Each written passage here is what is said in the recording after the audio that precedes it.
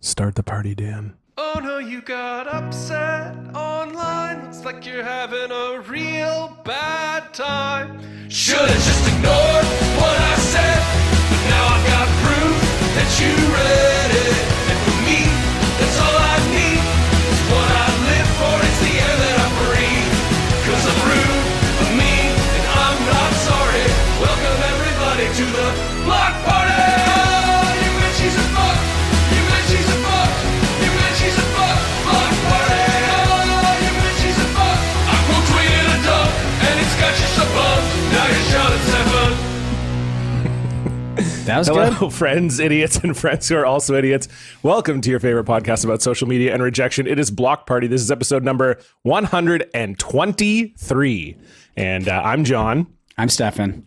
And Stefan, I was, debating with you how I should do the start the party before the show. Yeah. And you said to listen to my heart. And apparently my heart is a very soft whisper. Spoken. Yeah, no, that was nice. That's it's I was going to say it's early. It's not early in the morning. It's 11 on a Sunday, but we had a big day yesterday. Big day. Where I sort of kicked your ass Okay. up and down the street on our Twitch stream. That's not really what it was about. It was more about the about friends raising, we made along the way. Sure. And the money we raised for charity. And the money we raised for charity, yeah. But Yeah. I did win the majority of the games we played. Would you agree with that? I mean, the thing is, really all I remember is that we raised about $7,000 for charity. That's true. And, I think that's really the important thing, as far as scoreboards go or who beat whom. I don't think it's really, it's neither here nor there. I don't particularly remember, but I think you definitely had a few good performances. You chose all games that you were familiar with and have played a bunch before, and which I haven't really, aside from FIFA. So I thought that was a bold strategy on your part. But maybe next time we'll get to play Tony Hawk. I don't really know what else I'm that good at where I would be confident that I could beat you. I just play games that don't, I play Stardew Valley and stuff. Board game maybe you could kick my ass in. Oh yeah, that's true. Anyway, we're delaying. We should bring our guest in to chat with us about this. You may know her from the Battin' Around Baseball podcast or her Substack, The Paper Plate. Lauren L. Walker is here. Hi, Lauren. Hi, Lauren. Hey, how's it going? We're good. We're a bit at odds this morning, Lauren. As you can tell, we're a little bit testy from yesterday. It's really the first time Stefan and I have ever sort of competed directly against each other. And so I think it's, maybe it wasn't worth it. We'll look back and that'll be in our behind the podcast on VH1. That will be the moment where the rift started to occur. Right. The headline is the fires of competition have been stoked and the screen turns gray and it just starts spiraling. Yes, exactly. Yeah. Exactly. And now it'll be nonstop. I'll be constantly seeking revenge on Stefan for him beating me. I mean, I think what pissed you off the most was the GeoGuessr, because that was very, very close at the end. Oh my God. It just felt like you cheated, No. Because I wasn't looking at the stream. I didn't really know. It would just, because here's my whole thing. You're not very smart. Well, so it just seems strange to me that you were good at the game where that required some level of intelligence, Now, I will say you did have the guess where the correct answer was Kentucky and you guessed Hawaii. So, listen, here's what I think the historians will say. They'll see a man who was willing to take risks versus a man who, is not. And I mean, you're burying the lead a little bit here. You got 4 points on that one and I got 0. So it's not I won that round technically by 4 points. That doesn't make it that impressive. I was taking a risk. I knew you would never guess Hawaii. So I was trying to just cash in all of the points that I possibly could if I were correct. Yeah. So that's true. Mean, there's plenty of sports too where 4 is a pretty substantial lead. Okay, exactly. Lauren, this is not... Wow. Why, this is great. I don't know why every guest's natural instinct is to gang up on me instead of Stefan. I don't understand that. I feel like we've had a few guests in a row who have sided with you, though. So we're sort of back to basics here. Like who? I don't know. I feel like Lance. Both Lances sided with you. I'm pretty sure, right? So I guess that was 2 guests in a row. Yeah. Yeah. So this must be someone with the name Lance. I'm only going to bring guests on named Lance. Yeah, you had your moment in the sun, but we're back to normal now. Lauren, have you played GeoGuessr before? A couple times, never in any kind of organized fashion, and I'm terrible at it because to kind of take it to the other side and support you, I do think geography is less of a knowledge base and more of like a natural gift that I just don't have. Mm-hmm. Okay. So you're saying Stefan has a natural gift and I don't. Right. Well, you were saying he wasn't particularly bright. And I don't want to get on either of your bad side here. I'm the guest. I'm in your house, and I don't want to, make anyone feel strongly one way or the other. No, I mean, you can. I mean, if it's okay. Like, I'm used to it. I'm used to people just sort of liking Stefan more than me and that kind of thing, so it's okay. It's sort of how the show runs, it's like. Yeah, but then people I'll delight in this. Like I haven't had the chance to say like a very stupid opinion yet, and so usually what happens is that people will side with me kind of off the hop, and then I will say something very dumb about like food or daylight savings or something, and people will just like lose their mind at me. So I would say give it like 10 minutes, and I'll say that like spaghetti is a dessert, and it'll just be like game over at that point. I'm totally in the wheelhouse for that. That's my exact brand on Twitter. So I 100% like I'm ready for it. I'm psyched. I can drop those anytime. Perfect. Well, that's actually, I was going to say, because Lauren, I know, you have a Substack about food. You tweet about the food you make all the time, and it looks very good, honestly. I'm not a great cook. So, sometimes you'll post these things and I'm like, man, this looks so good. I need a Lauren to cook me some things. But it was like, I just, what is your sort of food opinion that you think would piss people off the most? Because that's sort of what Stefan is known for. Just really, people get really upset with him about it. I've got so many. I think the one I'm developing recently, it's a theory I'm working on and I'm trying to build out with more examples, is that every kind of meal, not every kind of food, not all food is a meal. Some single foods can be meals, but not all meals. But that's not my point. Every kind of meal is either cheese and crackers or chips and salsa. Okay. Like every meal. Every it meal be is classified in one of those two. Cheese and crackers Precisely. or chips and salsa. Okay, so like it's like spaghetti and meatballs. Okay, so or spaghetti and a marinara sauce. That's chips and salsa. I was going to say chips and salsa because you have like the tomato, which is sort of the salsa. Right. Okay. All right. What about like a classic steak dinner, like a steak and a baked potato? That's going to be, a potato is a starch and a steak doesn't have any kind of dairy element, so I'm going to say that's also chips and salsa. Okay. Oh, okay. Not all salsas are tomato based. Right. There's not a lot of salsas with meat in it, but it's theoretically I could see it happening. Right. So like fries and ketchup, that's chips and salsa, obviously. Precisely. Right? That's an easy one. I mean, that's easy. What we get, what's like a cheese and cracker? So you think, there needs to be some sort of dairy element for it to be cheese and crackers? Not necessarily. Yeah, I think that's like the easiest one. I think when you get into like the more edge cases, like this is really just like I'm tired of like the sandwich, hot dog is a sandwich level, and I'm trying to take it to the next level. Right. And I'm still developing the theory of it, but it's not flawless yet. I'm still kind of honing it in. There could be a third option. I was going to say, like, is there a third option? I almost wonder if we might have to have a third option. What would fruit salad be? Right. Ooh. That's a good one too, because there's no grain element there. Yeah. I think the way I can cheat around that by saying it's not a meal then, so it doesn't count. It's just a food. Right. All right. Well, could we say, and maybe this would help the whole strategy, is the third option just salad? Like it's either cheese and crackers, chips and salsa, or salad. Or a salad. Because then that sort of encompasses all of your vegetarian meals that maybe consist of mostly just, because I think people would say like a salad is a meal if you make a big enough salad.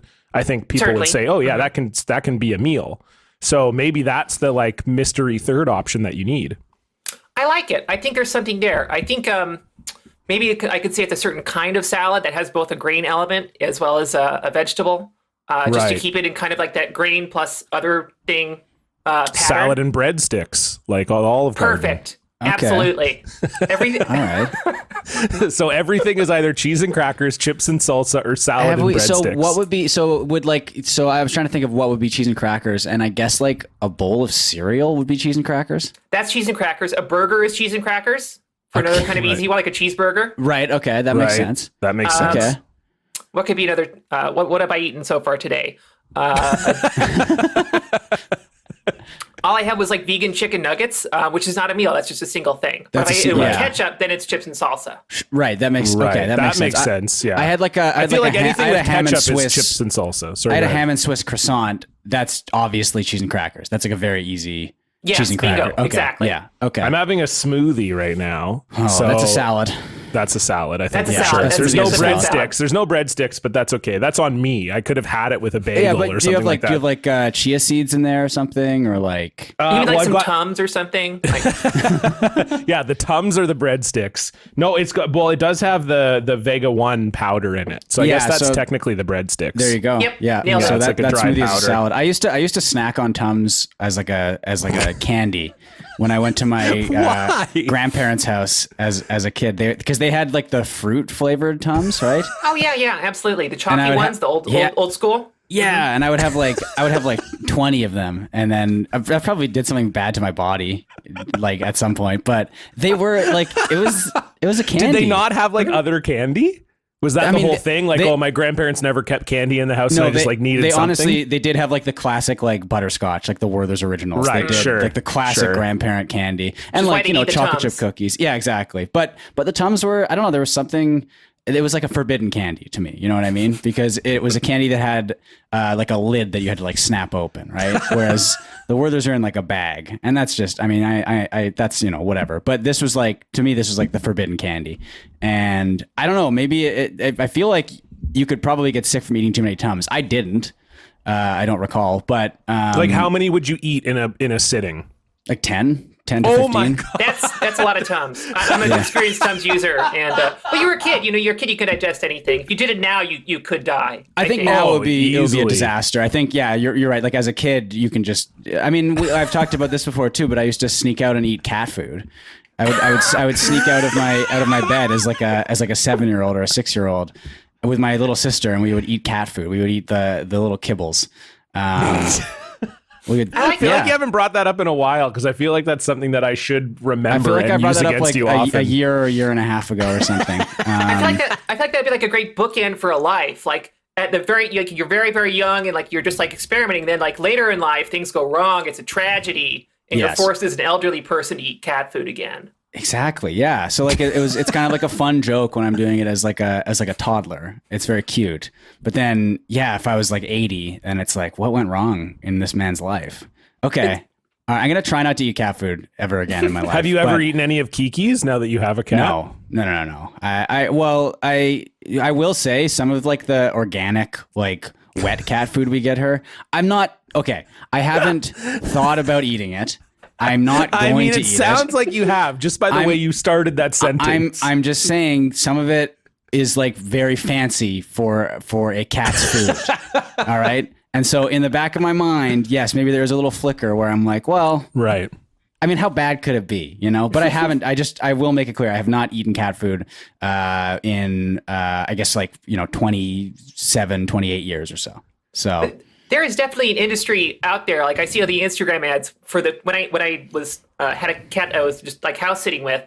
I would get the Instagram ads for cat food because it encompasses my entire life and knows all of my everything going on with me. Yeah. But they're clearly marketing to people. It's more aggressive than ever. Like the gourmet cat foods on Instagram are basically like 3-course meals that you feed your cat. Like it's crazy. It's incredible. Yeah.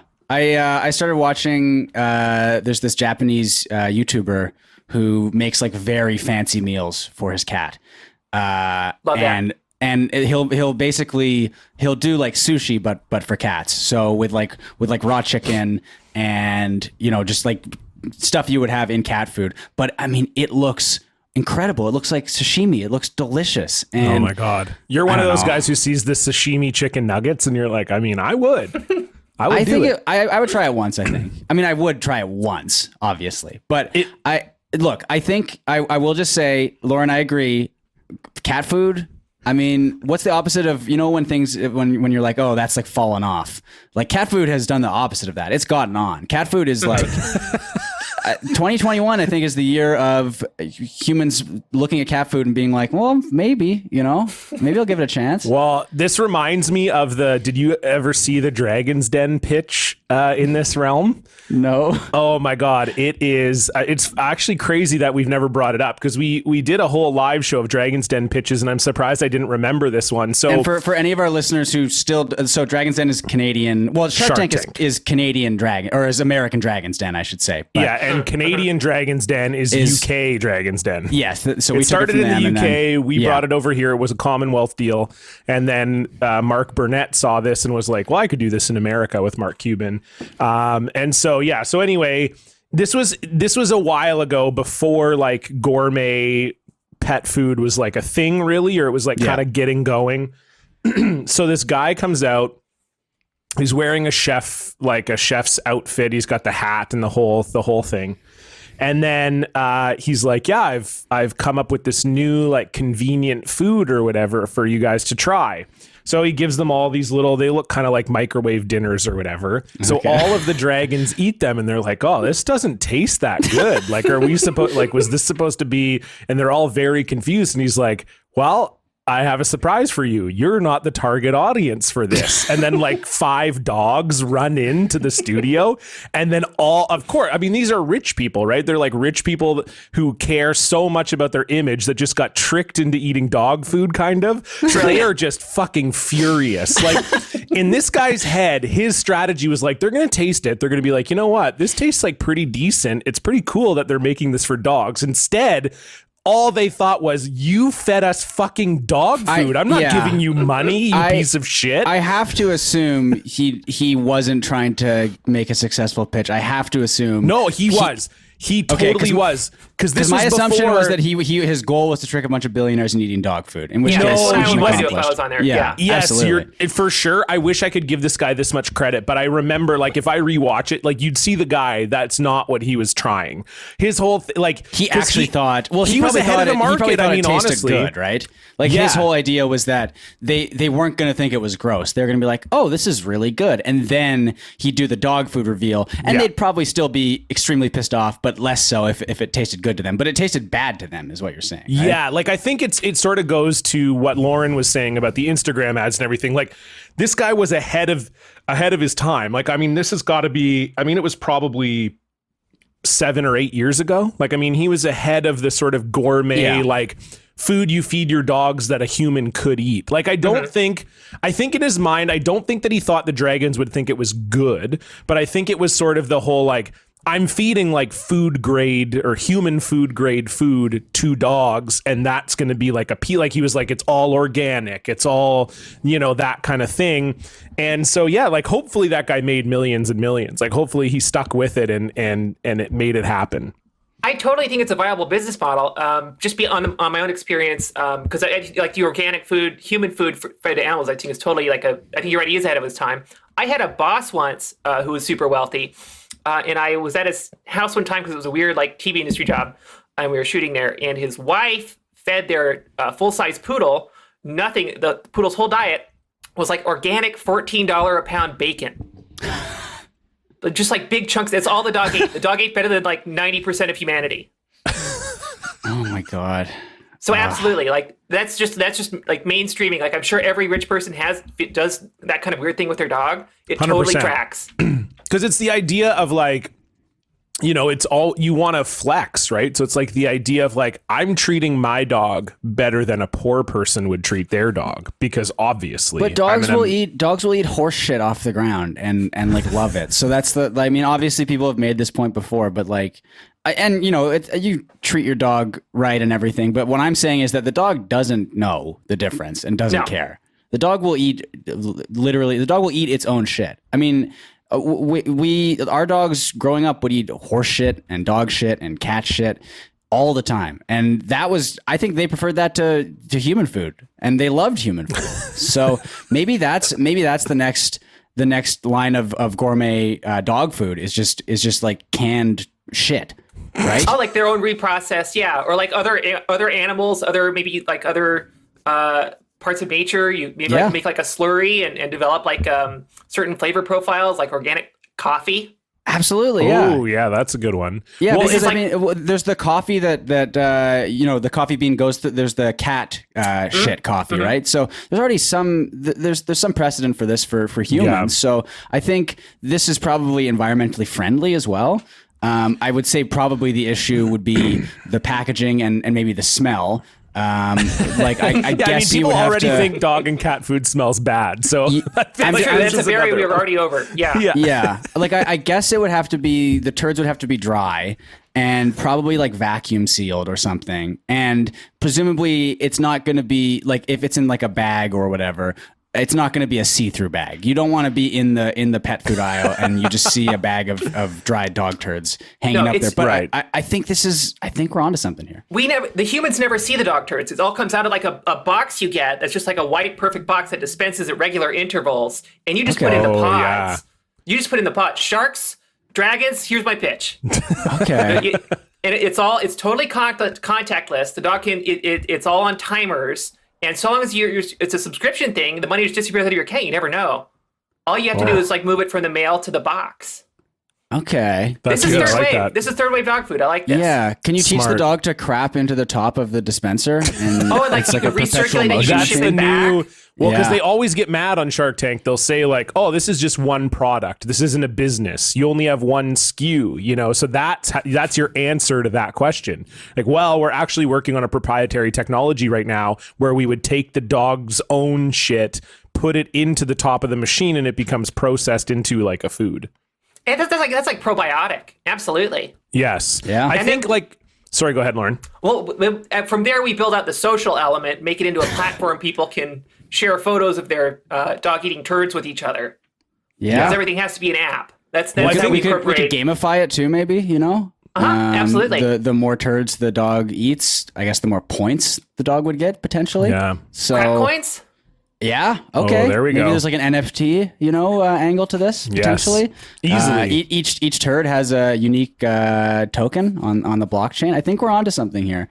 I do. Yes. So while we're talking about dog shit, have I brought this up on the show before, John? The time our growing up, our dog loved to eat dryer lint, and so she would eat just like dryer lint, just piles of dryer lint, and she But would like you would give it to her? How does a dog manage to get dryer lint? She would go into like, because like the mud room and like the laundry room, like where when we get back from the walk, the dog would cleaned off in there, and the laundry room's Right. in there, and there would be like lint on the floor or whatever and so she would eat the lint. I think what it was is there was a little like basket where we'd take the lint out of the dryer and just put it in this basket, and occasionally the dog would get in there. But there was one time I remember where she ate like an entire bag or basket of lint, and then proceeded to crap out later that day a turd made entirely out of lint, but shaped like a turd, and like the texture was like turd like. But if you went to like when we went to like pick it up with the scooper, it just like broke apart like lint. But it was just lint. It was just a dog turd made out of lint. It was incredible. And that's my pitch to Shark Tank.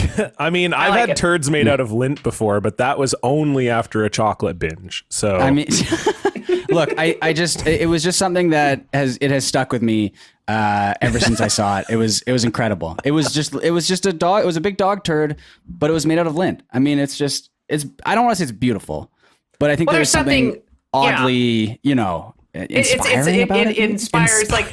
Well, it makes you think about the passing of time as it like Yeah. falls apart. It's decaying. It crumbles. feels in front of you. Absolutely. Absolutely, yeah. It's very poetic. Yeah. I feel like your ability to story tell, Lauren, is very advantageous for this podcast, because Stefan is saying truly some of the dumbest shit that I've ever heard in 123 episodes. And you're like, but this is really just sort of a framing of life, isn't it? It's really sort of when you're a child and you grow up to be an old man. And Yeah, like, Lauren, I think we need to have you on for every episode. yeah, you can just be in the background, like, just As soon every as I time say something Stefan's- very stupid, Yeah, you come on vet and it sort of and like turn it soften into it. Yeah. I turn it into like the Don Draper pitch. Absolutely. Yes, yeah, Bring it back to exactly, yeah. childhood. Yeah, we need it. I mean, we definitely need that, because sometimes Stefan says stuff so stupid that it makes me want to like not do the show. So it would Yeah. be good to just sort of keep everything on track and rolling. So that's beneficial. I don't know, like, I truly don't even know how this conversation got started. Like, I was also thinking that to myself. I'm like, so we're talking about inventing a machine where the dog shits into the top of it and then it comes out as food. So, and I'm like, where did we... It started out with me eating Tums at my grandparents. Oh, that's right. I think that's actually how it started. That's the start and then the end. Yeah, I needed to see that whole timeline of how it evolved. Oh my God. Because And I think we put out a whole business model. This is like $16 million valuation at minimum. Wait, so I are dog agree. turds a salad or cheese and crackers or? It's not a meal because it's It's because it's just the one thing, right? Yeah. When we get into the Okay. blends, I guess then it could be a salad. I think if you had one dog turd that was just normal turd material and one that was lint, then maybe that's cheese and crackers. That's cheese and crackers, absolutely. Yeah. Okay. Oh my God. How did that make it how did we make it worse? I thought we were done and then we made it worse somehow. We just put one more. So I was like, I got to float one more bad idea out there. And it's going to be the worst one we've had so far. Well, only one of them floats, I think. It's the lint one. But Oh my God. Jesus Christ. I was just thinking about, like, my grandma always had like a candy bin. Like, that was her whole thing. She would go to like Bulk Barn, buy all these like candies we liked, and it became like a sort of thing at our cottage where like other kids who lived around our cottage would like ride their bikes up to my grandma's house, and she would bring out the candy box for the kids and stuff. So that, you thinking of your grandma feeding you Tums made me sad for you, because I was just thinking about how my grandma was the opposite. I guess Tums really are just sweet tarts for adults.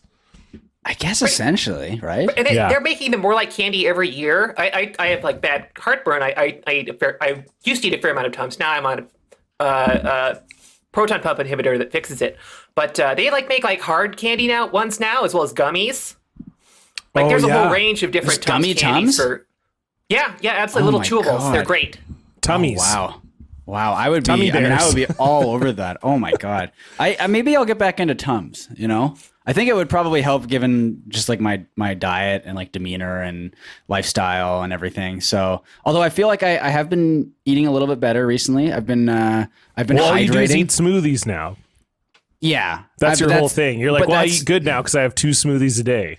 Yeah, but that's good though, right? So I'll tell you what I had in my most recent smoothie. It was frozen blueberries, a frozen like tropical fruit blend, which I think was like mango, pineapple. There was like a melon in there, maybe another type of berry, and then a bunch of vanilla almond milk, some almond butter, some chia seeds, a whole banana. Some the hemp bullshit, whatever that is. Hemp seeds, is that what they're called? Hemp hearts. Hemp hearts, yeah. And I mean, let me tell you, it's a game changer. You basically don't have to put effort into anything else if you have those 2 smoothies a day. It's great, and that's what John has taught me, right, John?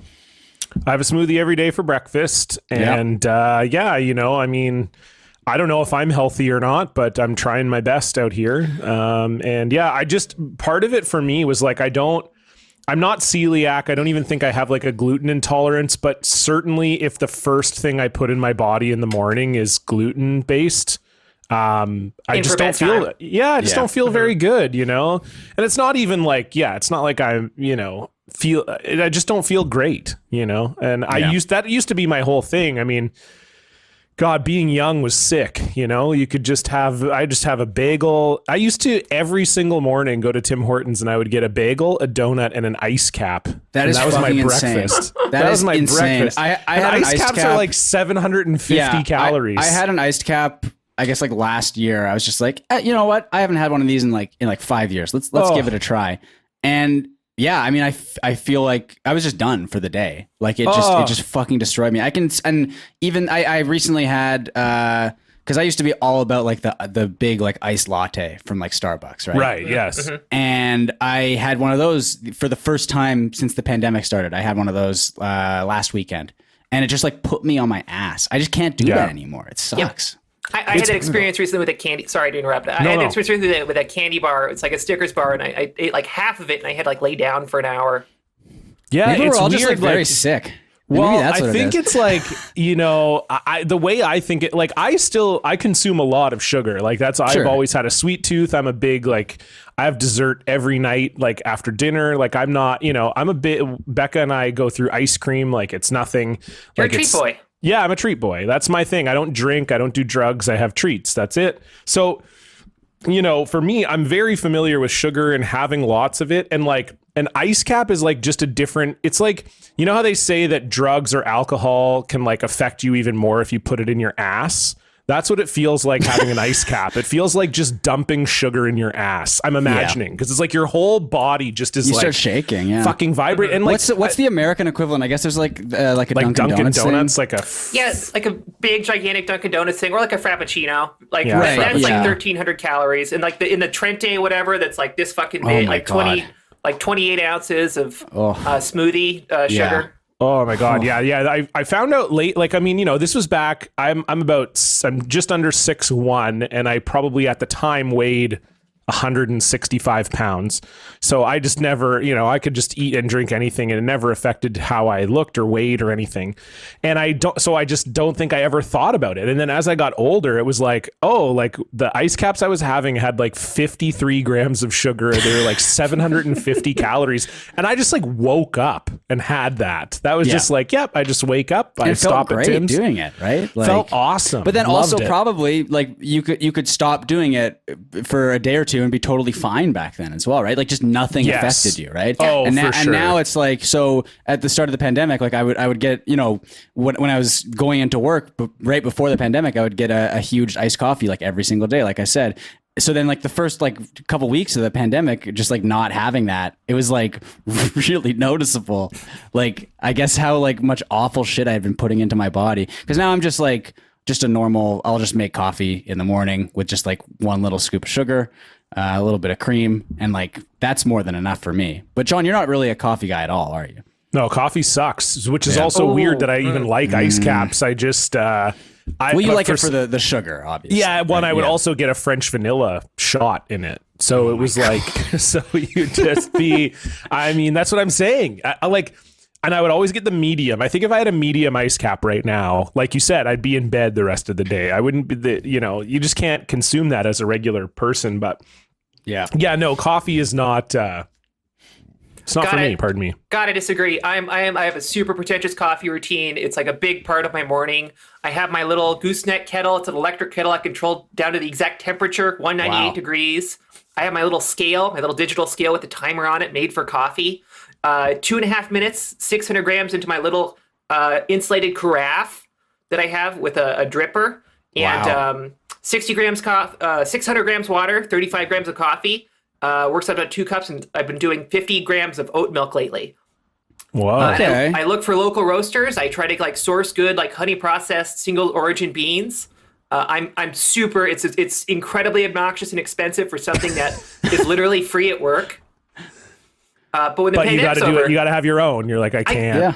I can't do it. And I'm actually going to get little disposable individual like tea bags that I can fill with my ground coffee to take those into the office and just use like hot water there, so I can not drink the perfectly fine, delicious like Keurig machine coffee that's available there as much as I want. I need to step my coffee game up. I have like a French press, which I enjoy, and I got like a burr grinder thing, whatever. Okay, And yeah. and I think that's like enough for me. I mean, part of it is just like it's tough having a morning routine because obviously the whole cliche is like don't talk to me before I've had my coffee, but like the more complicated the coffee routine is, like I need coffee to do all that complicated stuff, but I do want to step it up a bit. So what would you recommend, like from moving on from French press and the burr grinder? Is there like a next step to that? Well, what kind of burr grinder? What brand? Shit, I just got it the Is it other like a day. Cuisinart or maybe like a? Well, how much do you spend on it? That's really the question. Let me just look, because I feel like I looked up like good burr grinder to get. So it's probably like a I don't even know what you guys are Encore, that's talking like the about right entry now. level, like, Okay, let me see here. It was okay because I think it's a Krups precision grinder, KRUPS. Krups. I think I'm familiar with that one. Yeah. Yeah, which I think is a good a good grinder brand? Oh yeah, I've seen that one. That's recommended by a lot of people. That's like comparable with like the Bratza Encore, like the entry level coffee grinder most people recommend. Okay. It jokes aside, it is kind of like a diminishing returns thing. Like grinding your own beans instantly is like the single biggest thing. Not storing it in something that's going to cool off or burn is the next big. French press kind of avoids that to begin with. Yeah. I wouldn't you don't really need to control temperature. You wasted your money, Stefan, is what Lauren is saying. You wasted your money. Not at all. You fucked up. You bought the wrong thing.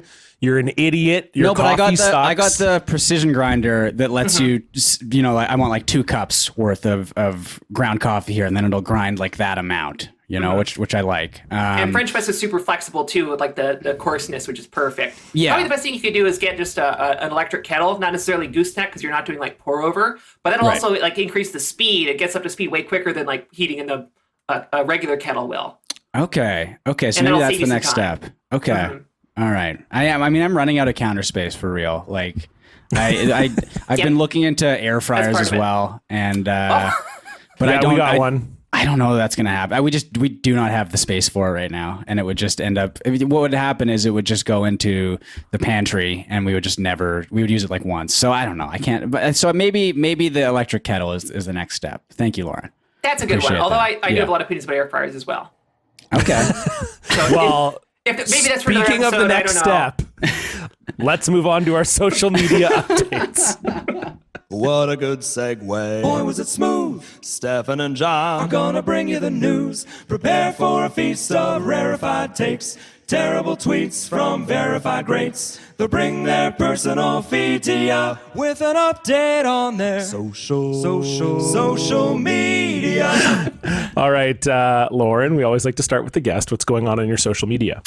Oh, well, I love most of the big like social media things going on right now. I love the Big Boat. I love the Strip Shell cereal. But like a smaller thing that I really enjoyed because it kind of hits on my own personal weird interests was this little fiasco with a doctor who was really mad that Krispy Kreme was giving away free donuts to people who were vaccinated. Yeah. And I have this really passionate love for very smart people who are very well educated in one specific field, saying and doing really stupid things because they're just like not actually as brilliant. Like, and doctors are basically like plumbers in that regard. Like they think of themselves as geniuses in every field. So preamble, this started with a tweet from Dr. Leanna Wen, MD. Hey, Krispy Kreme, I love that you want to thank people for getting the COVID-19 vaccine. Every incentive helps and free donuts may move the needle. However, donuts are a treat that's not good for health if eaten every day. She seems to be under the impression that the offer was that you could go every single day to Krispy Kreme and get your free donut. And they would never recognize you or stop you and say, no, you've already had yours. And then this promotion would run forever. And she wasn't super interesting. She seems like a fairly nice person who's just kind of a dimwit in this particular area. But in her replies came Dr. Murphy Weight Loss. That's their last name? That's the Twitter handle. Okay. His real name comes into it, though. He tweeted this infographic about like what self-reported weight gain over the pandemic. And his bio included that he like does like bariatric stuff sometimes. He tweeted, yes, they eat a donut daily, and it appears the millennials did during this lockdown. 41 pounds gained on average. That cannot be true. It cannot be true. He's misunderstanding the statistics. The chart he posted it indicates that it's like self-reported people like who did gain weight when they didn't want to. A certain subset of them did say they gained 41 pounds. He's taking that to mean every single millennial who gained weight gained 41 pounds. Right. Okay. So I'm kind of a mean-spirited person. I quote tweeted him to make fun of him, and I mentioned like he did the weight loss surgery thing that's in his bio, and like it's kind of like if this is your job, it's kind of like your incentive to push this kind of thing that everybody's like way fatter than they are. He replied, "I don't make money off weight loss surgery. #pwned, #millennials," and included a gif of a white woman crying. I think I'm the white woman who's crying. This is Dr. Murphy Weight Loss. This is Dr. Murphy Weight Loss, yes. Okay, just said pwned. #pwned. #pwned, #millennials. I'd love to be a doctor spending my time online tweeting #pwned at people. It's wonderful.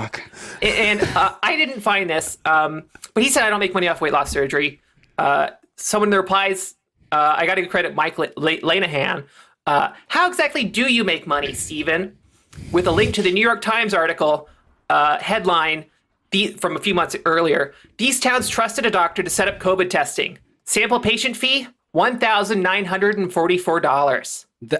Oh my! This was Dr. Murphy weight loss. This was verifiably Dr. Murphy weight loss. He defended it in the comments. Oh my God. And the broad picture, he was basically doing three things. The counties that he was in had trusted him to set up COVID testing clinics. And what he was doing was doing the COVID testing, which is supposed to be free for everybody. It all gets billed to insurance, and there was going to pay back the insurers. But he was doing what he was calling super COVID tests, which was like 24 tests, all of which are billable. Not necessarily to individuals, but to their insurance companies. And I don't really particularly care about insurance companies getting ripped off. A lot of doctors do this kind of thing all the time in the US. But he's also extorting Medicare patients. And then when people would call in, wondering weeks later where their medical tests were, he would then bill them for that call of like several $100s. So they had to actually like take away the contracts to do this from him because he was being such a crook about it. Holy shit! Oh my I think Dr. Murphy estimates from the article he has tested at least 60,000 patients for coronavirus. He defends his billing methods and says he has brought an important service to the communities he serves. Oh my God. Wow. I mean, obviously, if you're the type of doctor who's doing, the types of things he's doing, of course you're going to find a grift out of COVID, right? I mean, Oh, yeah. But that's so... So did he ever respond to that? Like once the article was brought up and like, hey, you're just a shyster piece of shit? He absolutely did. He said, and I don't remember the exact quote for this one. I've been on the front lines during this pandemic. What have you been doing? To which I think a great response is not defrauding Medicare. Yeah, no kidding. Oh man, I love that he's trying to paint himself as like a brave guy. I'm actually the brave one in this situation. Oh, absolutely. He takes it very seriously. He's convinced that he was doing the right thing. Because obviously, if you don't have coronavirus, you could have one of these 24 other respiratory issues, and it's irresponsible not to charge thousands and thousands of dollars for these services. True. But what I really admire about it was after everybody kind of piled on after the first couple of defenses, he just totally moved on and started ignoring it, which is the absolute right thing to do 100% of the time. Just blank it out of your brain. That's how to respond when you actually get called on your shit on Twitter. Yeah. Like within a few hours, he's actually... That. No, me neither. I'm terrible at it. I respond to every single slight poke. But within hours, he was like just back to promoting his YouTube channel. Yeah, that's smart. I mean, that honestly is, I'm surprised. It doesn't strike me as the type of person to know that you just ignore it and you just keep moving. Like that he doesn't seem like the type of guy who understands that. So that's surprising. Yeah, a little bit more self-aware than a lot of those types are. It's like pure lizard brain. I totally respect that about it. Yeah. Oh my God. That's incredible. Damn. We can all learn a lesson from Dr. Murphy Weight Loss and how to make money and how to move on. Stefan, what's going on your social media? Well, listen, I brought this is a friend of the pod that I brought up many times before, and it was his birthday recently, and I just wanted to wish him a happy birthday, and that's Bone the cat. Is 10 years old this week. Adorable. Honestly, has it really looking at Bone Pictures really does help with my mental health, like legitimately. I mean, obviously, people who listen to this know I have something of an obsession with Instagram cats. If I had to pick just one Instagram cat, obviously my cat Kiki excluded, it would have to be Bone. Just a very pleasant animal to look at, and a lot of times my social media updates. And I would say the majority of the time, it's something weird or bad or negative. And so I wanted to change things up a little bit. And I did just want to wish our friend Bone a very happy birthday. And I also wanted to bring up one particular picture of him, which I believe was posted earlier in the pandemic. And I keep going back to it's whenever I'm bummed out, I honestly go look at this picture and it completely changes my mood. And it's a picture of Bone at a McDonald's. sitting in the chair at the table at a McDonald's, just surrounded by a shit ton of McDonald's fast food. Now I'll send the picture here in just a second. But it honestly, if you can look at this picture and not smile, I don't know what to tell you, because it is. I mean, it's beautiful. It's the best thing I've ever seen. Here's the picture. Now look at that and tell me that's just not so pleasant. And also, I do want to say he's in Thailand, I believe. They have something called the Samurai Pork Burger. Yeah, I'm looking at that. There. That was the first thing that caught my eye. I'm sort of intrigued by that as well. And also the chicken that they've got there looks really good too. Kind of like chicken strips. That's not here. a traditional. That's an unusual shape for a chicken strip. Yeah, it looks almost like a flat, like a double. Yeah. Double wing flat. I think it might be. So yeah, I don't know. I mean, there's a lot going on in this picture. Obviously, I am very intrigued by the Samurai Pork Burger. I'm super intrigued by the Samurai Pork Burger. But I just love Bone. I love his little spiky yellow backpack. I love him sitting here with all this McDonald's. I'm actually going to look up the Samurai Pork Burger right now. I'm looking it up right now. It is a pork patty that comes with teriyaki sauce, lettuce, tomato, onions, and mayo. Wow. Okay. I mean, so that it's not totally good. unlike like a McRib. It's like a similar. The sauce would be a little different, little different kind of a tang to it, but yeah. Okay. There was a meatball burger in China. Yeah, and that came about. I think I saw Bill Oakley posting about that this week. The massive meatball burger. It's called the Big Meatball Burger, and it looks sort of like a Big Mac, but with just a bunch of meatballs instead. I mean, it's incredible. North American McDonald's are bullshit. We never get any of the good stuff here. Okay, I'm looking up some other McDonald's menu items from around the world here. I mean, they sound great. First one, the Maharaja Mac from India. Okay. It's a Big Mac, but the 2 all beef patties are replaced with chicken in order to cater to Indians who consider cows sacred. So that sounds awesome. I could see that working, a chicken Big Mac. Oh, yeah. I would I'm like intrigued. it. Yeah. I'd be in. That would make the Big Mac better to me. It says you can also you can get it with a fries and a Coke, but they also offer sides like the vegetable pizza McPuff. So I don't know what that is, but it sounds great. Is it like a We also samosa? Fascinating. Yeah, absolutely. Yeah, I would Maybe, assume it's like a samosa type thing. Yeah, and then in the Middle East, they have the Mick Arabia pita, which is chicken or beef patties, onions, and traditional tahini sauce on a pita bread sandwich. Wow. So that sounds pretty good. And then there's the pork burger they've got on here. I mean, this is also great. In France, you can get the Mick baguette. Which is a sandwich on a baguette with breaded chicken, ham and cheese, or hamburger, and it's topped with 2 hash browns. Oh my God, that sounds incredible. Nice touch. That sounds delightful. You can also apparently get macarons and crepes at McDonald's in France. Doesn't sound real, but I guess they're macarons. You can also get the Mick Fiesta burger in Argentina. That doesn't sound as good. This one doesn't sound great to me at all. In Sweden, there's the McBean, which is like a vegetarian patty, I guess, but it's cannellini beans, kidney beans, onions, carrots, and green pepper. That doesn't sound like a great. I don't know if I'm on board with that one from McDonald's. Bean patty to me. I think we're expecting the McPlant here soon, but I don't think that'll be a bean-based one. I think that's gonna be more like like an Impossible Beyond or like Meat or a, something. Yeah, totally. I think that's like Q2 2021. Yeah, see, I think good. that'll be solid. We've got obviously like A&W Canada is like a big deal up here, as opposed to the United States where it's nowhere near as good. Sucks. But they have the plant-based like breakfast sandwiches up here. I haven't had their plant-based burgers, but the plant-based breakfast sandwiches. John, have you had any of those yet? I mean, they are incredible. They are the Impossible. No, I get the Beyond Meat burger there though, and it's it's good. Yeah. Does Tim Hortons have because Duncan introduced their like McPlant breakfast sandwiches? Is Tim Hortons on that train yet? They are. It's just not. It's not very good. Just because bummer. the rest of the ingredients are just. Yeah, I've tried one of their Beyond or Impossible breakfast sandwiches, and it's just. They were actually just carrying the Beyond Burger for a while too. Like they were making their own Beyond Burger, and wouldn't you know it, people don't want to get burgers at Tim Hortons, so they discontinued it like 3 months later. That's no good. But that's my social media update. Is happy birthday to Bone and that wonderful Happy picture birthday, of Bone Bone. at McDonald's. John, what's going on in your social media? You had a busy week. Well, I don't really want to get into my busy week on Twitter.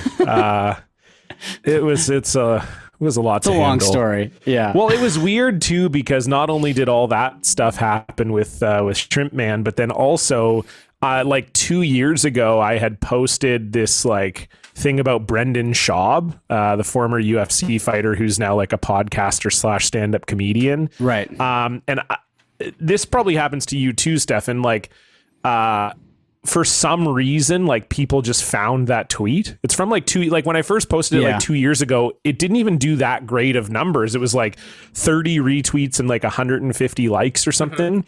Yeah. And then for some reason, like Fox's MMA person like found it and like quote tweeted it, and she has like 40,000 followers. And then all of a sudden all these MMA people were like in my replies, and most people, the weird thing to me is that like, people are like, well, one guy in particular was very aggressive. He said that I would suck Brendan Schaub's dick to have his career. And I was like, No, I wouldn't at all. Not that there's anything wrong with that act, but I don't want his career, period. I wouldn't want to do anything to have its career where he got punched in the head a ton of times and then now is like just a notable dumbass who like got COVID from doing a show in the middle of COVID and his stand-up is horrible and he's an idiot. Like I would not want to be Brendan Schaub. Like it's just that part of it is always funny to me where it's like, I'm somewhat successful in the entertainment world as far as stand up and this podcast and whatever. So it's very funny to me when someone with like 20 followers is like, you're just fucking jealous, you piece of shit. It's like, no, I'm also doing the thing and I'm like doing quite well and I'm happy with how everything's going. It's not like whenever if you have the blue check mark, when you have the check mark, if you make fun of like a conservative pundit or something, there will inevitably be someone like just like an old psycho in the replies being like, why do you have the blue check mark? I don't even know who you are. And I'm like, fucking good. I don't want you to know who I am. It's good that you don't know who I am. I would be pissed off if you knew who I was. It's the same sort of thing. Yeah, exactly. The why does this person ... kind of phenomenon. Like, why do you have this many followers? Why do you have the check mark? Yeah, totally. Yeah. So it's just that part of it is always very strange to me because it's like, well, I am doing whatever you think Brendan Schaub is doing. I'm at about 50% of whatever he's doing, and I'm very happy with that. You're doing 0% of what either of us are doing. So why are you involved in this conversation? It's very strange. But I didn't want to focus on that this week because, who gives a shit? It's all out there and whatever, The thing I really wanted to focus on was we got a great cameo yesterday, Stefan. Cameo, I think we can all agree, is not a force for good, but in some cases it can be. And so we've made it fairly well known, or I have anyway, that my dream guest for this podcast is professional skateboarder and all around good man, Tony Hawk. And so I sort of said in 2021, I want Tony Hawk on Blocked Party. It'll be so good. He just seems like such a nice guy. He'd be a great fit for the show.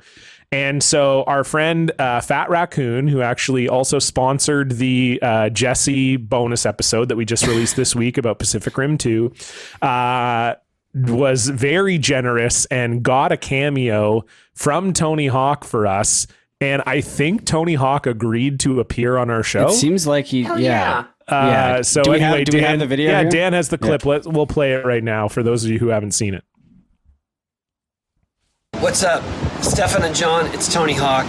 Saul told me to tell you guys what's up and that you guys are doing a podcast. It sounds like you're killing it, and I would like to be a guest at some point. Have already started recording my own podcast. We're a few episodes deep, but it hasn't aired yet. And maybe once I get rolling on that and I figure out a good schedule, I'll link up with you guys, and then we can do a cross promotion. Isn't that how it works? Isn't that the podcast world? Scratch my back, I'll scratch yours, or whatever. Or I'll podcast you podcast mine. I don't know how it works. I'm new to this. Anyway, keep up the good work, you guys, and thanks for including me on Blocked Party. See ya. He's so sweet. That's so nice. What a And nice he's got a guy. really good grasp of the podcast landscape. Like he's figures out knows how the game works. Absolutely, yeah. I do Yeah. also like the idea of us like promoting Tony Hawk. Like Yeah, there's he's like, oh, it's maybe we can it's do a some fair cross promotion. deal. Yeah, you scratch my back, I'll scratch yours. It's like, absolutely, we'll bring you on our very moderately successful podcast. Was he and you in can- Miami there? It looked like maybe. I don't know. It looked like a nice Somewhere little hotel tropical, room he yeah. had rocking out. You know. Yeah. Yeah. Yeah, but Damn. thank you. Thank you to Fat yeah. Raccoon, and thank you Yeah. to Tony Hawk. And I don't believe that he will end up on our show. I don't think this really I means think anything. maybe he was being nice, but we do have that in our back pocket. And You never know, though. Like Yeah. Tony Hawk does feel like one guy who this would like he might actually have been serious. Like Yeah, I don't know he could that he was be. necessarily talking out of his ass, but I will be following up with his management once his podcast comes out, and we'll just hope for the best, folks. Thank you, Fat Raccoon. Thanks to everyone for looking out for us. And because I think the thing is too, I think I said, speaking of all this fast food talk, if we didn't get Tony Hawk on the podcast in 2021, I think I have to do another like peep this out thing, right? I think Didn't that say was that? So you're gonna have to do another peep this out fast food. And review wasn't video. I feel like I said I would do something really stupid as well, like it was peep this out, but like of something like really bad. I believe that think. was the case. Someone will remind us. I'm sure it was something very stupid. Yeah. So hopefully that doesn't happen. I would like to block the whole peep this out thing from my memory. And speaking of blocking things, let's move on to our block tale. What did you tweet? You brought receipts, Blocktail, woo! No longer can see the post, it's a Blocktail, woo! You probably deserved it, it's a Blocktail. Awesome. Now that was Yeah. a great segue. That was- you can, that was you very can't argue. I set that up. Boom. Lauren, the floor is yours. Go ahead. Awesome. Yeah. Well, I'm blocked by many people because I'm an asshole online. I do that a lot. Most of them aren't interesting. Most of them I deserved it. But the only one I'm really proud of is that I'm blocked by Ricky Gervais. Oh, Nice. That one feels good. Yeah, I'm cool with that one. There's no direct interaction. To set the stage, he said some like really stupid, idiotic, because he's British. He said some really transphobic stuff. yeah. Turf Island, all that. Just as a sample tweet, December 2019, those awful biological women can never understand what it must be like for you becoming a lovely lady so late in life. They take their girly privileges for granted, winning at female sports and having their own toilets. Well, enough is enough. He was apparently determined to do something about that. But there was some controversy. Oh, go ahead. Well, there's No, something with just British celebrities and Yeah, and I being was a just turf. being It's incredulous. just- I wasn't trying to say that I wanted to talk. This was just a hand gesture of like, oh my God. I only caught a corner of my eye. There was like a hand raising kind of situation. I'm going to stop you right there. You're saying this is a bad tweet? Could you imagine? Oh my God. but it no, I is was like- like just throwing up my arms like, what the fuck? There is. I mean, I'm sure you'll touch on this, but there is something with British celebrities, older British celebrities especially. It seems like where they can't help it. I mean, it's just.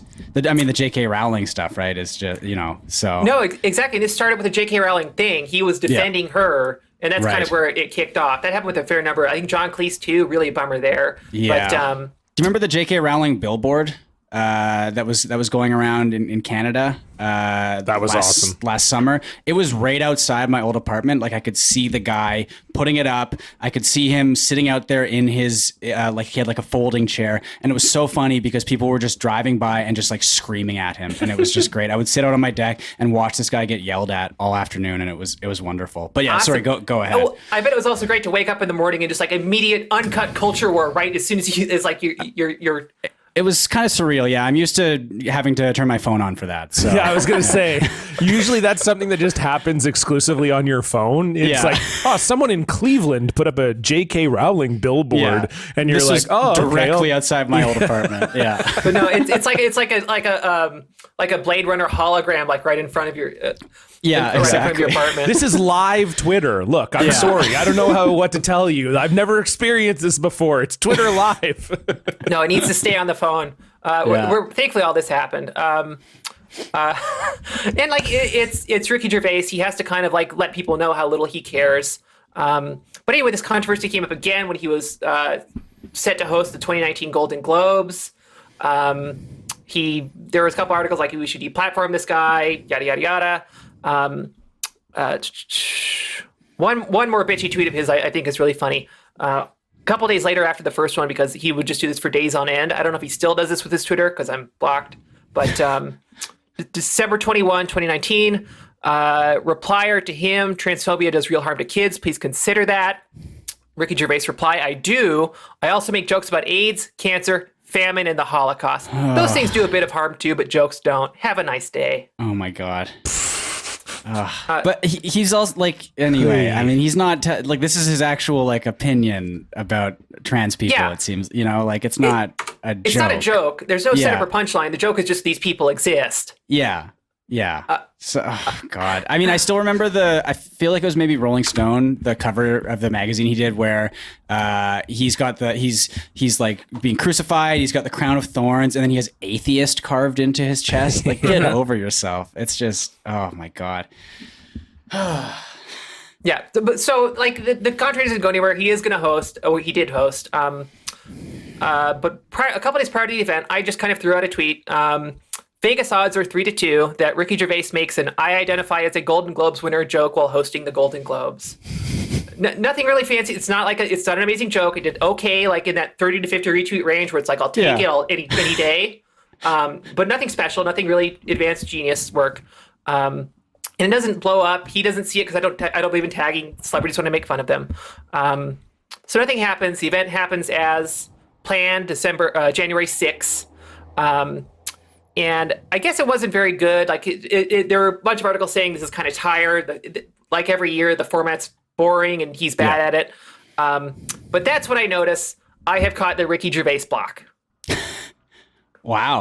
So he name searches for sure. He has to have name searched. Yeah. And I like to think, this is just my vanity speaking, that he had to name search and then tear up the joke card. Oh, yeah. I think you're right. I think you could be right. Damn. That's really good. I think he's online enough that he probably, so he had that joke written and then he name searched, before the performance and saw that and was like, well, I can't do this joke now because this person will like shove it in my face basically and like rightfully make fun of me for it and like own me online and get a huge viral tweet out of it. He wanted to deny me. He wanted to deny me like that. That's got to be it. I think you're right. That's so because that really is the type of joke that he would do. I'm also impressed because you have to imagine, especially like around a big event like the Golden Globes or whatever.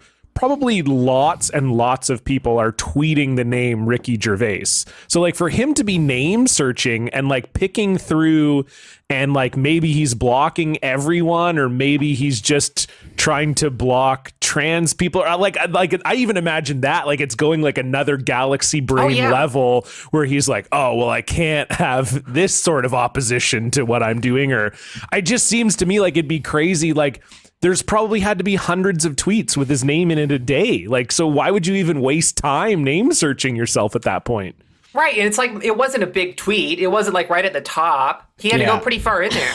That's so funny. Oh my God. He's really, really thin skinned. It's great. I mean, he is for sure. Guys like that always are, right? They're always the most thin skinned people on earth. It is very funny because like David Brent is like a genius character, is like a very funny character creation. And he has just become David Brent. Like he honestly has just become that person and that character. And it's like really weird. I mean, just the atheist stuff alone is incredible. If you get the chance, you should check out the interview he does with Gary Shandling if you haven't seen it.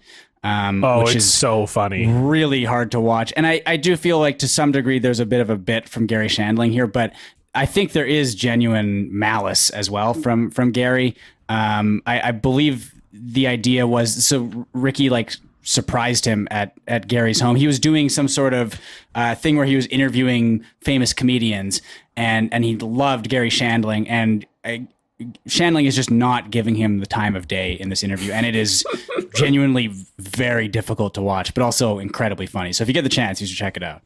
I'm going to check that out. Yeah. Shandling's like the best who ever did it. So he's yeah, so it's funny. Yeah. it's so good. The thing that always gets me with the Ricky Gervais, like any like the Rolling Stone cover, anything like that, like, you know, I've been sort of in entertainment. I kind of know how the amount of like approval that has to go into that and time and like it's like 30 people spent many hours deciding on this concept, and then on the day someone had to like paint atheist on Ricky Gervais's chest. Someone had to design the crown of thorns that what are you doing in the props warehouse today? Oh, I'm making a crown of thorns for Ricky Gervais's Rolling Stone cover. He's going to pretend that he's been crucified just like Jesus. It was also a take on, I think it was an Esquire cover with Muhammad Ali, where he's got all these arrows sticking out of him. And so it was sort of a take on that. But again, Muhammad Ali is someone who,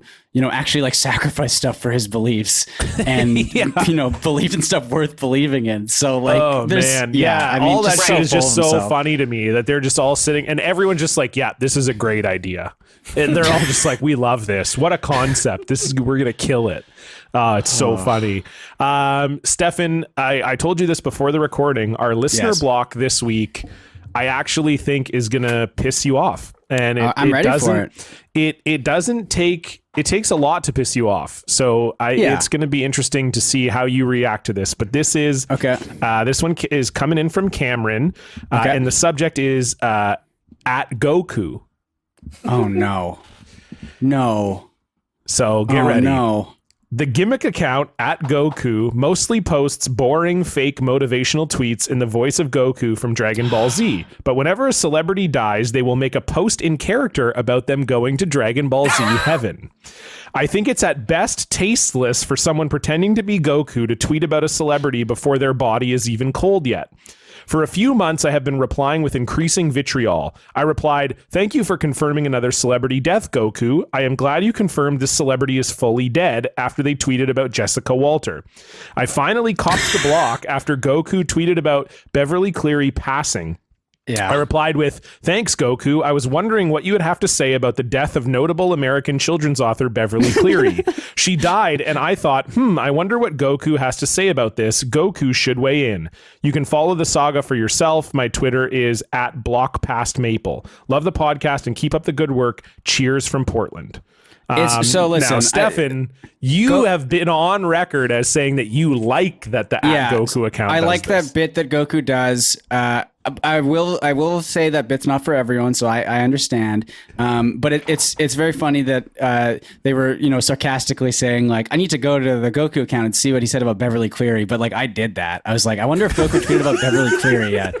And he did, and it was great. I love it. I just imagine Beverly Cleary in the Dragon Ball universe, and that's that's very funny to me. So, but I do understand. You know, it's not for everyone. It is very, very nerdy. Also, I will admit. I just that think too, it's funny that, you know, Cameron said that they love the podcast, but I must imagine they're a new fan because I feel like you've brought up multiple times, Stefan, how much you like this. But yeah, it must have been a while ago potentially. But you know what, I think Cameron, it's been a while. It's okay. It's okay. It's the Goku account is not for everyone, so I understand. I was worried when John told me that I'd be pissed off about this, that it was like an Instagram cat. You had been harassing Bone or something. So we're in the clear here. We're all good. Yeah. Don't worry. And Goku can take it, you know, like absolutely. He's the most powerful being in the universe. So and I think this person, probably a very nice person. I don't know anything about them, but like, if you don't really understand Goku, I could see where that would be kind of off-putting. But that's like a very good core part of Goku's character is that he is very sincere and appreciative of these kinds of things. Absolutely. Yeah, that's Goku to a T. Goku is very kind. So yeah, I you know, but again, not for everyone. So I get it. That's a good block though. Well, thank you for sending it in, Cameron. If you want to send in a block to the show, you can do so at blockedparty.com, or you can fill out the form on our website. If you want to donate to the show, you can go to patreon.com/blockparty, where $5 a month gets you access to 4 bonus episodes every single month. We have this time we didn't do a Zoom live show, but we did a Twitch stream yesterday. The VOD of that is live for free at twitch.tv/blockpartypod. So you don't even have to donate to get that. But if you do donate to the show, we did that after aforementioned Pacific Rim bonus episode where we got Jesse Farrar to talk about Pacific Rim for over 20 minutes when he didn't even know that the theme of the episode was that to get him to talk about Pacific Rim. So that was super fun. We also, what else did we? Oh yeah, we had a mailbag with Becca this month, and we've got a great, I think we're doing maybe a mutual block or one of Stefan's blocks coming out this week with our friend Greg. That'll be super fun, so you can pay attention for that. And yeah, you can also follow us on Twitter and Instagram at Blocked Party Pod. And we are in the final stretch of our Blocked Party stimulus contest. We are giving away $2,000, a $1,000 grand prize, and two $500 prizes for second and third. And you just have to donate to WAVA. It's a rape crisis center here in Vancouver. All the details are on our Twitter, but you make a donation to them. You send a screenshot to us at info@blockparty.com, and you get entered in the raffle. The last day to be entered in the raffle is March 31st. The contest closes at 11:59 Pacific time on March 31st. So if you're listening to this, you have like 2 days left to get your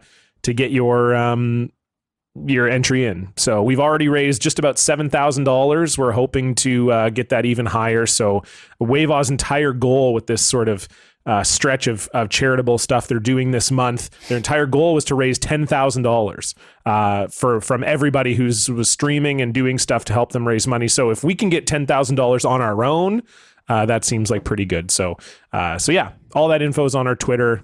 You can follow it there. Lauren, we always like to finish the show with a top 3 suggested by our guest. What do you have for us, please?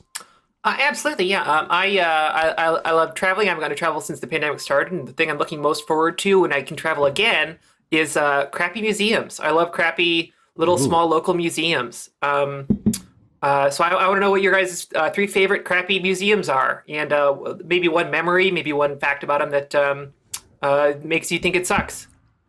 Okay. Ooh, are these ones that we have been to, or just ones we wish existed, or maybe think exist, or what do you think? I've been to all of mine, but there's no real limit on this. There's thousands of very small museums all over the country, all over the world that are terrible. Okay. I definitely have a couple. Your number 3, Lauren? Your number 3. My number 3 is the Wax Museum in New Orleans. It's no longer open. It closed in 2016. But I remember it because I went on a school trip there, and it was super old and crappy and outdated and terrible. And I just remember this recreation of the Battle of 1812 with a corpse on the ground, or a dying man on the ground, and the cool animatronic thing was the chest was like going up and down. And he was breathing, and it was like what was funny about it was like it was so old and rusted and falling apart that it was like you could hear the pump like from the other room, and you would go through the museum wondering what that noise was, and then you get there and it's just like, well, it's just this crappy, crummy little wax figure.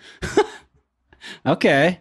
I gotta think, because I feel like I haven't been to that many like bad museums.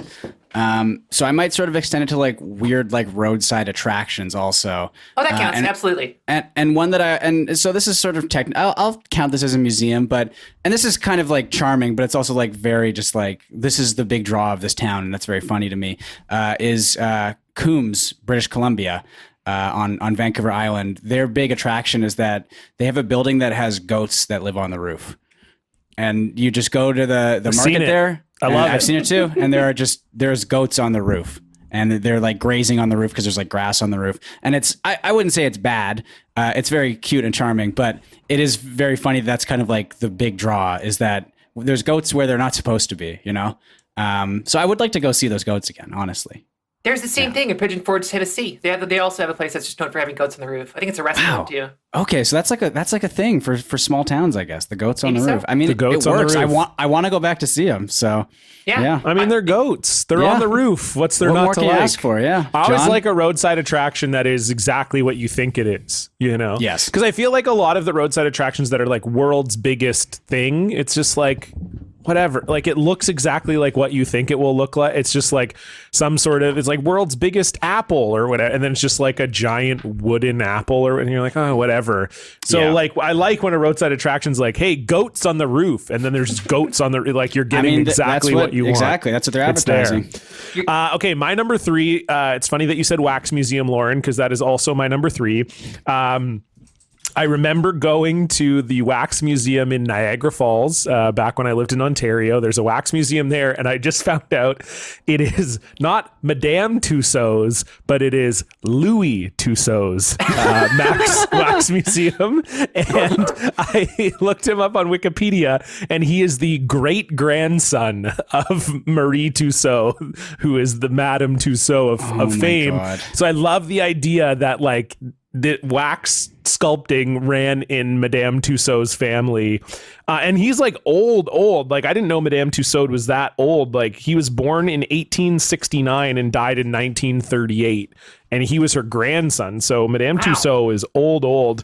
But yeah, I just remember going and I was like 8. And I think even being that age, I did not understand why this was like something that people cared about. Like it just didn't make any sense to me. I was like, okay, so this is just like a wax. It's like just so it's not real. It's just like sort of looks like John Travolta. Okay, cool. Right, like I think the appeal is like the craft of like like how close they can get, but also the appeal is like that weird like the difference too of what's the word for the slight unrealness of it? Like the uncanny valley. Exactly. Yeah. Well, no, definitely. It didn't do much for me. So that's my number 3, Louis Tussauds Wax Museum in Niagara Falls, Ontario. Lauren, your number 2? Off-brand Madame Tussauds, it's hard to beat, but I really like to hate the New Orleans Confederate Museum as well. It's terrible. It's musty. It receives no state or federal funding, so it's purely still operating because racists give it money. But what I like about it is not the museum itself, but the fact that it's directly next door to the World War II Museum, which is huge and beautiful and like elegantly laid out and gets tons of money and draws in tourists from all over the world. And also is a war we won rather than a war perpetuated by the racist losers. Does anyone even go there's to a the Confederate museum one? row? Like, There's a museum row in Louisiana, and you just decide. There kind of is. People do still go. I actually looked up the TripAdvisor, and I like most plantations right now are kind of going through this process of like reevaluating what they are and what they were. The Confederate Museum seems to still be kind of churning along based on a February review, February 2021, of someone saying like, yeah, I learned a lot. I learned the war wasn't just about slavery. And like, no, oh my no, God. man. You can't be telling people that like in 2021. Oh my God, They that's seem insane. to still be kind of going with it. Oh, that's okay. Yeah, that's a rough museum. Yeah. My number 2. So I haven't been here. I want to go. I don't think this is necessarily maybe a bad museum, but a weird and interesting one. And I have a friend from Iceland who says, when I go to Iceland, I have to go to this museum, and this is the Reykjavik Phallological Museum, and it's the penis museum in Iceland. And so they have a lot of like sculptures and stuff, but they have a lot of like jarred like animal penises and that sort of thing as well. And you can just go and just look at all of these, they have like reindeer penises and like whale penises, and then all this art and sculptures and statues. And it's a weird museum, I think, but I think I would genuinely enjoy going there. So I don't know if it's necessarily like a bad museum, but I feel like I haven't been to that many bad museums. So I'm going to go with the Penis Museum for my number 2. John? That sounds cool. That sounds like a rich guy. I think it is just like one rich guy who's museum. Yeah. A hobbyist who just like had a couple and just kind of it grew out of control, like babies. Yeah. Where can I put this whole collection of dicks I have? Okay, I think I told this story on the show before, so I apologize. But I went to when I was in grade 12. I was in a geography class. Yeah. And we went to Mount St. Helens. Have I told this story before, Stefan? I feel like maybe you have, but this is a very, very good story. So okay, yeah. So we went down to Mount St. Helens. We're studying obviously natural disasters, whatever. So where I grew up is right on the U.S.-Canada border. And so we're about, I would say, probably a 3 to 4 hour drive from Mount St. Helens, probably. So we had to it was on a school day, but I remember it was one of those field trips where we had to get to the school at 6 a.m. and we didn't get back until 8 at night or whatever. So we drive down, go across the border, drive down to Mount St. Helens, and it is a really shitty day. Like it is just rain, like just pissing rain. It's Seattle. cloudy. Yeah, it's a very Pacific Northwest type day, you know. And so we go to this Mount St. Helens Museum, which is interesting. And then the big sort of draw is they show this like 30-minute documentary about the eruption of Mount St. Helens. And so the big like feature of this is that you don't realize when you go in the museum, but the museum itself is kind of on top of a hill that directly overlooks Mount St. Helens. And so the whole thing was, so the documentary ended, and then the last like still shot of the documentary for like 10 seconds was Mount St. Helens pre-eruption. And then they raise the movie screen and and it's all windows. And so the whole point of the ending is like, this is what it used to look like, and here's what it looks like now. But it was so foggy and rainy that they pull this big elaborate, the movie screen rolls up and they're like, and here's Mount St. Helens now, or whatever. And you just can't see anything. It's just like a wall of fog. So we take this like 12-hour round trip. We don't even see Mount St. Helens, and just the idea that like, you know what, rain or shine, we do this video, we do that, like just have an alternate ending, like know that we can't see the mountain and we got to play, it's too foggy, we just got to play the regular documentary today, we don't need to do the big set piece. But yeah, that poster. Yeah, exactly, have something, you know. But yeah, so we got robbed, and it was just very funny, just an audible, because it's all kids, and it was like 5 schools so it's like an audible, like, oh, fuck off, man. You know, come on. Right, all the build up and no payoff. Absolutely. Yeah, exactly. Yeah, no eruption, as it were. So, Lauren, what's your number one? Oh yeah, it's the Andy Warhol Museum in Pittsburgh. It's actually a beautiful museum. It's very well curated, very well done. But because it's Andy Warhol, it kind of pisses off art hosts. And the thing that I think is really funny about it and cool is there's a whole room, Andy Warhol. There's a whole room that's just it's totally empty except for giant silver balloons that are filled with helium. And the experience is you're just kind of like playing with the giant balloons for as long as you want. You could spend the whole day there if you wanted, just in the helium balloon room. And that's the kind of art I'm into. That sounds like fun. But I mean, I can see, yeah. That it's, you either love it or you hate it. It seems like. So yeah, people who hate Andy Warhol would despise it. Right. Okay. All right. So my number one, I think, is kind of similar in terms of love or hate. Like, I loved this. I thought it was very cool, very interesting. I think there are a lot of people. I don't think John would like this. For instance, this was the Museum of Death in Hollywood. Yeah, and I think there's one in me. New Orleans as well. And it's just footage of people dying. It's stuff that people have used to kill people with. It's very violent. It's very disturbing. They've got like a room you can go into that looks like the room where like a bunch of the Heaven's Gate cult killed themselves, and you see the fake body under a bed sheet, and there's some pretty disturbing stuff there. Great gift shop, I will say, wonderful gift shop. But yeah, again, one of those museums that you're either gonna love or you're gonna hate, and I feel like that's a hate for John. If I had to guess. Oh yeah, I would. You'd never catch me dead in there. Hey, there you go. But yeah, no, it wouldn't be me. Okay, my number one is just, I don't know why, but just this collection of words makes me laugh very hard. It's not so much a museum, but it's literally just the world's largest hockey stick and puck. This is in Duncan, right? It is in Duncan, BC. Yeah. And I love that combination of words for some reason. Like, it can't be the world's largest hockey stick. It can't be the world's largest hockey puck. It's both. The world's largest hockey stick and puck. And yeah, it's like, it's attached to an arena in Duncan. And I was there for curling actually, and just saw it. It wasn't like I made a special trip to see it. But yeah, it's just I don't understand it. I don't understand this sort of, because what I don't understand is how there's always so many people that seem to want to see the thing. Mm-hmm. Like, especially when you go to those roadside attractions, and like, I have seen the world's largest apple. I believe there's like a couple other ones, and it's just like, I get it. I guess you just need somewhere to like pee and like stand up out of your car on a road trip maybe or whatever. But I just don't.